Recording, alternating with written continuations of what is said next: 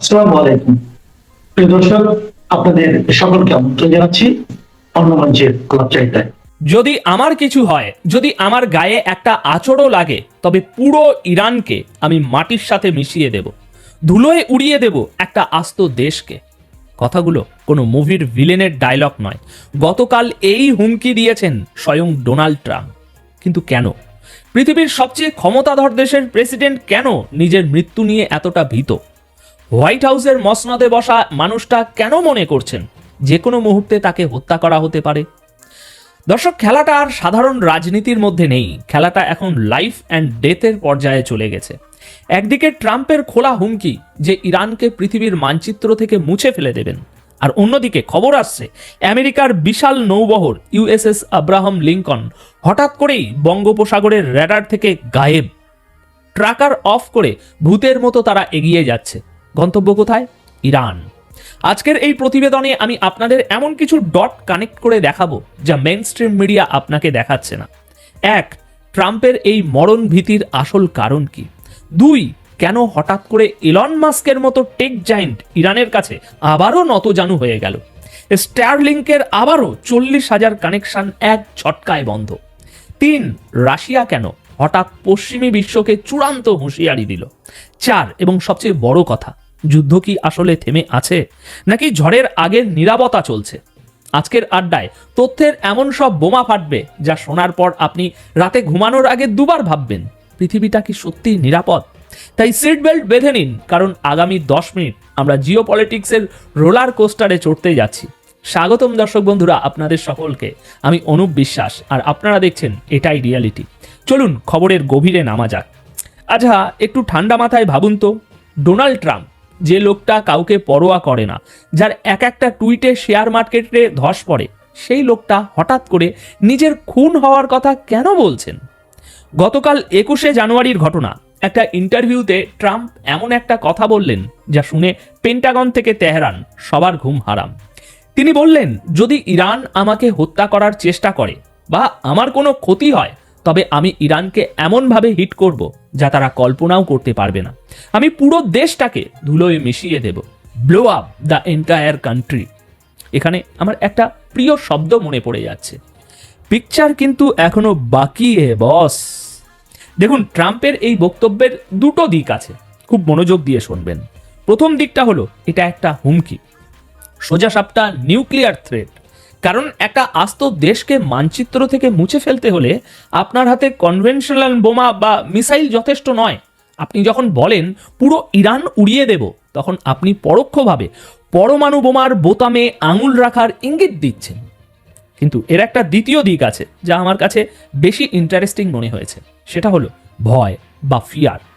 মনোবিজ্ঞান বলে, মানুষ যখন নিজের অস্তিত্ব নিয়ে শঙ্কায় থাকে, তখনই সে সবচেয়ে বড় হুমকিটা দেয়। ট্রাম্পের গলায় কিন্তু সেই কাঁপনটা ছিল। ওয়াল স্ট্রিট জার্নাল এবং আমেরিকার বড় বড় মিডিয়া হাউসগুলো রিপোর্ট করছে যে ট্রাম্প এখন নিজের সিকিউরিটি নিয়ে চরম সন্দেহপ্রবণ। তিনি মনে করছেন ইরানের হিট লিস্টে তার নাম 1 নম্বরে। হোয়াইট হাউসে বসে থাকা মানুষটা, যার হাতে দুনিয়ার সবচেয়ে বড় মিলিটারি, সে নিজেকেই এখন টার্গেট ভাবছে। এটা কি অদ্ভুত নয়? এখন আপনারা প্রশ্ন করবেন, ভাই ট্রাম্প তো প্রেসিডেন্ট, তাকে মারবে কে? দেখুন, ইতিহাস কিন্তু অন্য কথা বলে। ইরানের জেনারেল কাসেম সোলেমানিকে ড্রোন হামলায় হত্যা করার পর থেকে ইরান কিন্তু বারবার বলে আসছে তারা বদলা নেবে। আর ট্রাম্প নিজেও জানেন ইরানের রিভেঞ্জ বুকের পাতা এখনো বন্ধ হয়নি। কিন্তু এখানেই গল্পের মোড় একটু অন্যদিকে ঘুরছে। ট্রাম্প একদিকে বলছেন উড়িয়ে দেব, আবার অন্যদিকে বলছেন আমি হামলা থামিয়ে দিয়েছি। কেন? কারণটা শুনলে আপনার হাসি তো পাবেই, আবার অবাকও হবেন। ট্রাম্প দাবি করেছেন যে তিনি খবর পান ইরান 837 জন মানুষকে ফাঁসি দেওয়ার প্রস্তুতি নিচ্ছে। তিনি নাকি ইরানকে মেসেজ পাঠিয়েছেন, খবরদার, যদি এদের ফাঁসি হয় তবে ফল ভালো হবে না। এবং ট্রাম্পের দাবি, তার এই এক হুমকিতেই ইরান নাকি ভয় পেয়ে ওই 837 জনের ফাঁসি আটকে দিয়েছে। তিনি বলছেন, আমি হামলা করিনি, কারণ তারা আমার কথা শুনেছে। কিন্তু আমার প্রশ্ন হলো, এটা কি সত্যি, নাকি এটা ট্রাম্পের একটা ফেস সেভিং টেকনিক? কারণ ট্রাম্প ওই একই নিঃশ্বাসে বলেছেন, আমি জানি না ভবিষ্যতে কি হবে। মানে ফাঁসি এখন থেমেছে ঠিকই, কিন্তু তলোয়ার এখনো খাপের বাইরে। এই পুরো ঘটনাটাকে যদি আমি বিশ্লেষণ করি তাহলে ব্যাপারটা দাঁড়ায় এরকম। ট্রাম্প এখন গুড কপ ব্যাড কপ খেলছেন। তিনি একবার বাঘের মতো গর্জন করছেন যাতে ইরান ভয়ে থাকে, আবার পর মুহূর্তেই তিনি শান্তির বার্তা দিচ্ছেন। কিন্তু দর্শক, ট্রাম্পের মুখের কথা আর পেন্টাগনের কাজের মধ্যে আকাশ পাতাল তফাৎ। মুখে তিনি বলছেন হামলা থামিয়েছি, কিন্তু তার সেনাবাহিনী কি করছে সেটা জানলে আপনার পায়ের নিচ থেকে মাটি সরে যাবে। চলুন সাগরের দিকে এবার একটু নজর দেওয়া যাক। আপনারা কি জানেন গোস্ট শিপ বা ভুতুরে জাহাজ কি? না, আমি কোনো ভৌতিক গল্পের কথা বলছি না, আমি বলছি মডার্ন ওয়ারফেয়ারের সবচেয়ে ভয়ঙ্কর টেকনিকের কথা। খবর আসছে আমেরিকার বিশাল রণতরী USS Abraham Lincoln carrier strike group রহস্যজনক আচরণ শুরু করেছে সাগরে। এই ক্যারিয়ার স্ট্রাইক গ্রুপ মানে কিন্তু একটা জাহাজ নয়, এটা হলো সাগরের বুকে ভাসমান একটা ছোটখাটো শহর, যার সাথে থাকে ডেস্ট্রয়ার, সাবমেরিন এবং শত শত ফাইটার জেট। এই বিশাল বাহিনী যখন বঙ্গোপসাগর বা বে অফ বেঙ্গলে প্রবেশ করলো, তখন হঠাৎ করেই তারা তাদের ট্র্যাকার বা লোকেশন সিস্টেম বন্ধ করে দিল। কিন্তু কেন? একটা বিশাল আর্মি যখন কোথাও শান্তির উদ্দেশ্যে রওনা দেয় তখন তারা তো বুক ফুলিয়ে যায়, কিন্তু যখন তারা এভাবে ট্র্যাকার অফ করে তার মানে একটাই, সামথিং বিগ ইজ কুকিং, বড় কিছু রান্না হচ্ছে। মিলিটারি এক্সপার্টরা বলছেন তারা সোজা মিডিল ইস্ট বা মধ্যপ্রাচ্যের দিকে এগিয়ে যাচ্ছে, কিন্তু তারা চায় না কেউ জানুক তারা ঠিক কোথায় আছে। দর্শক, এটাকে বলা হয় সারপ্রাইজ এলিমেন্ট, যেটা ট্রাম্পের একটা বিশেষত্ব। এখন ট্রাম্প যতই বলুন যে হামলা হোল্ড বা স্থগিত করা হয়েছে, পেন্টাগন কিন্তু সেই কথা বলছে না। যখন সাংবাদিকদের পক্ষ থেকে ট্রাম্পকে জিজ্ঞাসা করা হলো মিলিটারি অপশন কি টেবিলের বাইরে, ট্রাম্প এক শব্দে উত্তর দিলেন নো। অর্থাৎ হামলা ক্যান্সেল হয়নি, শুধু পজ বটনে চাপা হয়েছে, তলোয়ারটা নামিয়ে রাখা হয়েছে, কিন্তু খাপে ভরা হয়নি। শুধু তাই নয়, আমেরিকা তাদের কার্গো প্লেন, রিফিউলিং এয়ারক্রাফট এবং ফাইটার জেটের স্কোয়াড্রন ক্রমাগত মধ্যপ্রাচ্যের ঘাঁটিতে পাঠাচ্ছে। লজিকটা খুব সিম্পল দর্শক, যদি আপনার যুদ্ধ করার ইচ্ছা নাই থাকে তাহলে আপনি এই হাজার হাজার টন বারুদ আর মিসাইল কেন জড়ো করছেন? আমার মনে হচ্ছে ট্রাম্প এখানে একটা ডাবল গেম খেলছেন। তিনি ইরানকে দেখাচ্ছেন যে তিনি পরিস্থিতি শান্ত করতে চান, কিন্তু বাস্তবে তিনি ইরানের চারপাশ দিয়ে এমন এক লোহার শিকল বা আয়রন রিং তৈরি করছেন যাতে ইরান নড়াচড়া করারও সুযোগ না পায়। প্রশ্ন হলো এই ব্রেকটা কতদিনের? আজ ট্রাম্প বলছেন ফাঁসি থেমেছে বলে হামলা করিনি, কাল যদি ইরান আবার কিছু করে বা ট্রাম্পের মুড সুইং হয়, তখন কি এই অদৃশ্য নৌবহর ইরানের উপরে ঝাঁপিয়ে পড়বে? আপনারা কি মনে করেন? কমেন্টে জানান তো, ট্রাম্প কি আসলেই যুদ্ধ এড়াতে চান, নাকি তিনি শুধু সঠিক সময়ের অপেক্ষা করছেন? আচ্ছা, যুদ্ধ মানেই কি শুধু মিসাইল আর বোমা? না, একবিংশ শতাব্দীতে যুদ্ধ হয় ডেটা দিয়ে, ইন্টারনেট দিয়ে। আর এই যুদ্ধে কে হারলো জানেন? পৃথিবীর সবচেয়ে ধনী ব্যক্তি, আয়রন ম্যান খ্যাত ইলন মাস্ক। হ্যাঁ, ঠিকই শুনছেন। গত এক সপ্তাহে ইরানিরা দুবার ইলন মাস্ককে তার জায়গা মতো বসিয়ে দিয়েছে। সিলিকন ভ্যালির অহংকার ইরানের সাইবার ওয়ালের সামনে এসে চুরমার হয়ে গেছে। ঘটনাটা খুলে বলি, মন দিয়ে শুনুন। ইরানে যখন আন্দোলন চলছে তখন আমেরিকা এবং ইসরায়েল চেষ্টা করেছিল ইরানের ইন্টারনেট ফায়ার ওয়াল ভেঙে ফেলার। তাদের প্রধান হাতিয়ার ছিল ইলন মাস্কের এই স্টারলিংক। যাদের জানা নেই তাদের জন্য বলি, স্টারলিংক হলো স্যাটেলাইট ইন্টারনেট, মানে আপনার ফোনের টাওয়ারের কোনো দরকার নেই, আকাশ থেকে সরাসরি সিগন্যাল আসবে। আমেরিকা ভেবেছিল এই প্রযুক্তি দিয়ে তারা ইরানের সরকার যে নিয়ন্ত্রণ সেটা বাইপাস করে আন্দোলনকারীদের উস্কে দেবে। এটাকে তারা নাম দিয়েছে ফ্রি ইন্টারনেট। কিন্তু ইরান সরকার এটাকে বলছে ডিজিটাল টেররিজম বা সাইবার অনুপ্রবেশ। গতকাল ইরান সরকার ঘোষণা করেছে তারা এক ঝটকায় আবারও দেশের ভিতরে সক্রিয় প্রায় 40,000 স্টারলিংক কানেকশন ডিঅ্যাক্টিভেট বা অকেজো করে দিয়েছে। 40,000! ভাবা যায়? ইলন মাস্ক, যার হাতে দুনিয়ার সেরা টেকনোলজি, সে কিছুই করতে পারল না। তার সমস্ত টেকনোলজি ইরানের জ্যামিং টেকনোলজির সামনে ধড়িকে ধড়ি রয়ে গই। কুছ ভি বিগাড় নেই পাই।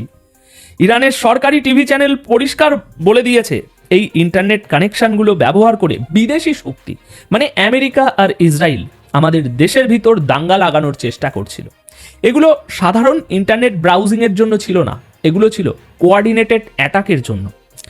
এখানে একটা বিষয় লক্ষ্য করার মতো, ইরান কিন্তু প্রমাণ করে দিল তারা শুধু বড় বড় লেকচার দেয় না, টেকনোলজিতেও তারা পিছিয়ে নেই। আপনি যদি মনে করেন ইরান মানেই শুধু ওই উট আর মরুভূমি, তবে আপনি বোকার স্বর্গে বাস করছেন। তাদের এই সাইবার আর্মি বিশ্বের অন্যতম শক্তিশালী প্রমাণিত হয়ে গেল। ইলন মাস্কের জন্য এটা একটা বড় শিক্ষা। আপনি টাকার জোরে রকেট বানাতে পারেন, কিন্তু একটা সার্বভৌম দেশের বাউন্ডারি বা সোভারেনিটি ভাঙা এত সহজ নয়। ইরান তাদের কন্ট্রোল বা নিয়ন্ত্রণ প্রতিষ্ঠা করেছে। আমার মনে প্রশ্ন জাগে, এই যে তথাকথিত ফ্রিডম অফ স্পিচের নামে আমেরিকা অন্য দেশের ইন্টারনেটে নাক গলায়, এটা কি আসলেই গণতন্ত্র, নাকি এটা আধুনিক যুগের প্রক্সি ওয়ার? কারণ সোজা কথায়, আজ যদি ইরানের কোনো কোম্পানি আমেরিকার কোনো স্টেটে গিয়ে গোপনে ইন্টারনেট চালায়, আমেরিকা কি সেটা মেনে নেবে? কখনোই না। তাহলে ইরানের বেলায় নিয়ম আলাদা কেন? দর্শক, গল্প এখানেই শেষ নয়। এই পুরো নাটকে এবার এন্ট্রি নিচ্ছে ভ্লাদিমির পুতিনের দেশ রাশিয়া। ইরানকে একা পেয়ে পশ্চিমী বিশ্ব যখন চেপে ধরার চেষ্টা করছে, তখন রাশিয়ার পররাষ্ট্রমন্ত্রী সার্গেই লাভরভ পশ্চিমাকে সরাসরি আঙুল তুলে সতর্ক করে দিয়েছে।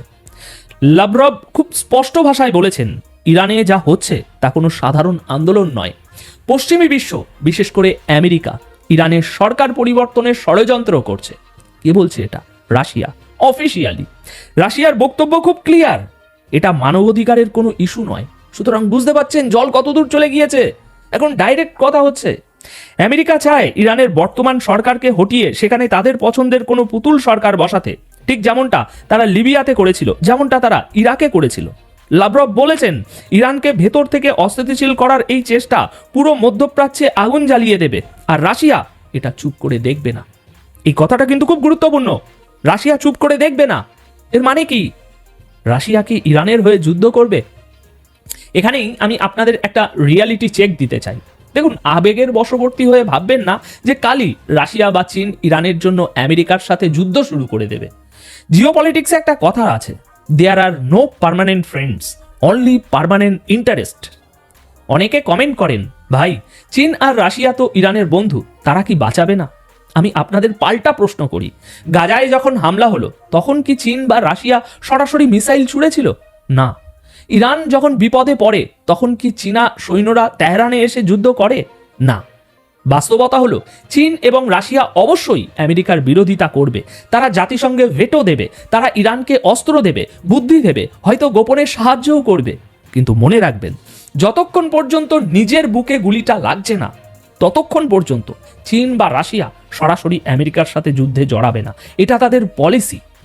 তারা চায় আমেরিকা এবং ইরান একে অপরের সাথে লড়ুক, যাতে করে আমেরিকার শক্তি ক্ষয় হয়। এটাই নিষ্ঠুর বাস্তবতা। তবে হ্যাঁ, রাশিয়ার এই হুঁশিয়ারির একটা বড় অর্থ আছে। এর মানে হলো, আমেরিকা যদি ইরানে সরাসরি হামলা করে, তবে রাশিয়া ইরানকে এমন সব অ্যান্টি এয়ারক্রাফট মিসাইল বা র্যাডার সিস্টেম দিতে পারে যা হয়তো ইতিমধ্যে দেওয়া হয়ে গিয়েছে। বেশ কিছু রিপোর্ট আমি আপনাদের সাথে শেয়ার করেছি, যা আমেরিকার প্লেনগুলোকে নামিয়ে আনতে সক্ষম। এরকম কিছু চলে গিয়েছে ইতিমধ্যে। অর্থাৎ যুদ্ধটা এখন আর একপাক্ষিক নেই। তাহলে দর্শক, আজকের এই পুরো আলোচনা থেকে আমরা কি পেলাম? এক, ট্রাম্প নিজের জানের ভয়ে ভীত এবং পাল্টা ইরানকে মানচিত্র থেকে মুছে ফেলার হুমকি দিচ্ছেন। দুই, মুখে শান্তির কথা বললেও আমেরিকার অদৃশ্য নৌবহর যুদ্ধের সাজে তৈরি হচ্ছে। তিন, এলন মাস্কের স্টারলিংক প্রজেক্ট ইরানের সাইবার ডিফেন্সের কাছে আপাতত পরাজিত। চার, রাশিয়া পরিষ্কার বলে দিয়েছে তারা ইরানে আমেরিকার রিজিম চেঞ্জ গেম সফল হতে দেবে না। সব মিলিয়ে পরিস্থিতি এখন ওই আবারও বারুদের স্তূপের উপরে দাঁড়িয়ে। একটা ছোট্ট দেশলাইয়ের কাঠি আর পুরো মধ্যপ্রাচ্য দাউ দাউ দাউ দাউ করে চলবে।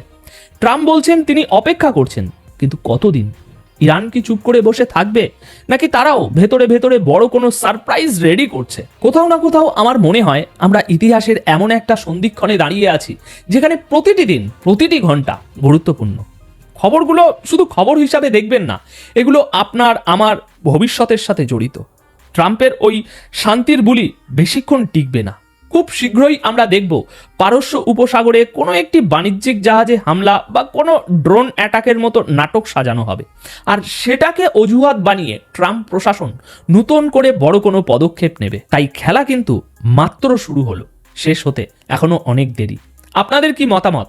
ট্রাম্প কি সত্যি বোতাম টিপবেন, নাকি এটা শুধুই রাজনীতির স্ট্যান্ড? নিচে কমেন্ট করে জানান। আর হ্যাঁ, ভিডিওটা শেয়ার করতে ভুলবেন না, কারণ সত্যটা সবার জানা দরকার।